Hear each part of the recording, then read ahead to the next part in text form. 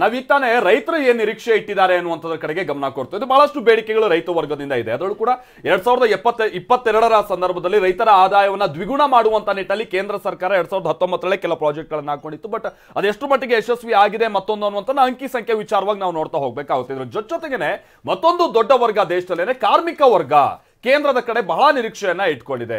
ಹಾಗಾದ್ರೆ ಕಾರ್ಮಿಕ ವರ್ಗದ ನಿರೀಕ್ಷೆಗಳೇನು, ಇವತ್ತಿನ ಬಜೆಟ್ ನಲ್ಲಿ ಏನ್ ನಾವು ನಿರೀಕ್ಷೆ ಮಾಡಬಹುದು, ಬನ್ನಿ ಅದಕ್ಕೆ ಸಂಬಂಧಪಟ್ಟ ಹಾಗೆ ಒಂದು ರಿಪೋರ್ಟ್ ಅನ್ನ ಕ್ವಿಕ್ ಆಗಿ ನೋಡ್ಕೊಳ್ಳೋಣ.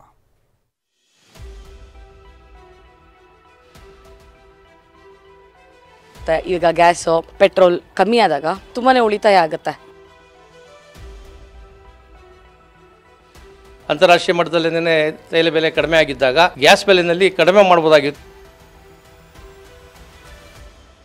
ಅಡುಗೆ ಪದಾರ್ಥಗಳ ಬೆಲೆ ಏರಿಕೆ, ಪೆಟ್ರೋಲ್, ಡೀಸೆಲ್ ಮತ್ತು ಗ್ಯಾಸ್ ಸಿಲಿಂಡರ್ಗಳ ಕೈ ಸುಡುವ ಬೆಲೆ, ಇವು ಕೂಲಿ ಕಾರ್ಮಿಕರು, ಅಸಂಘಟಿತ ವಲಯದ ಕಾರ್ಮಿಕರು, ಬಡವರು, ಮಧ್ಯಮ ವರ್ಗದವರು ಸೇರಿದಂತೆ ದೇಶದ ದೊಡ್ಡ ಸಂಖ್ಯೆಯ ಜನರನ್ನ ಪ್ರತಿನಿತ್ಯ ಕಾಡುವ ಸಂಗತಿಗಳು. ಹೀಗಾಗಿ ಗುರುವಾರದ ಮಧ್ಯಂತರ ಬಜೆಟ್ನಲ್ಲಿ ಕೇಂದ್ರ ಸರ್ಕಾರ ಪೆಟ್ರೋಲ್, ಡೀಸೆಲ್ ಮತ್ತು ಗ್ಯಾಸ್ ಸಿಲಿಂಡರ್ ಬೆಲೆ ಇಳಿಸಲಿದೆ ಅನ್ನೋ ನಿರೀಕ್ಷೆ ಹುಟ್ಟಿವೆ. ಇದು ಲೋಕಸಭಾ ಚುನಾವಣೆಗೂ ಮುನ್ನ ಮಂಡನೆಯಾಗ್ತಿರೋ ಮಧ್ಯಂತರ ಬಜೆಟ್ ಆಗಿರೋದ್ರಿಂದ ಮೋದಿ ಸರ್ಕಾರ ಜನರಿಗೆ ಬೆಲೆ ಇಳಿಕೆಯ ಬಂಪರ್ ಗಿಫ್ಟ್ ನೀಡುವ ಸಾಧ್ಯತೆಯೂ ಇದೆ.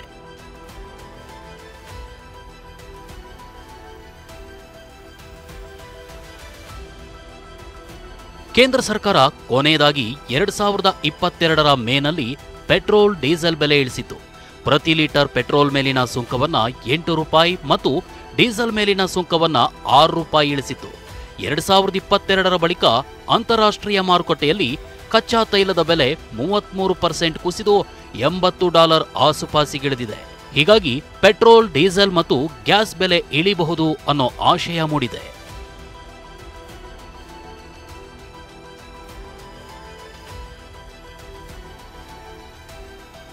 ಕೇಂದ್ರ ಸರ್ಕಾರ ನರೇಗಾ ಯೋಜನೆಗೆ ನೀಡುವ ಅನುದಾನ ಹೆಚ್ಚಿಸುವ ನಿರೀಕ್ಷೆ ಇದೆ. ಕಳೆದ ವರ್ಷ ನರೇಗಾ ಯೋಜನೆಗೆ 60,000 ಕೋಟಿ ರೂಪಾಯಿ ನೀಡಿತು. ಇದು ಹೆಚ್ಚಳವಾಗಬಹುದು. ಹೋಮ್ ಡೆಲಿವರಿ ಕ್ಷೇತ್ರದಲ್ಲಿ ಕೆಲಸ ಮಾಡುವವರು ಸೇರಿದಂತೆ ಎಲ್ಲ ಗಿಗ್ ಕಾರ್ಮಿಕರು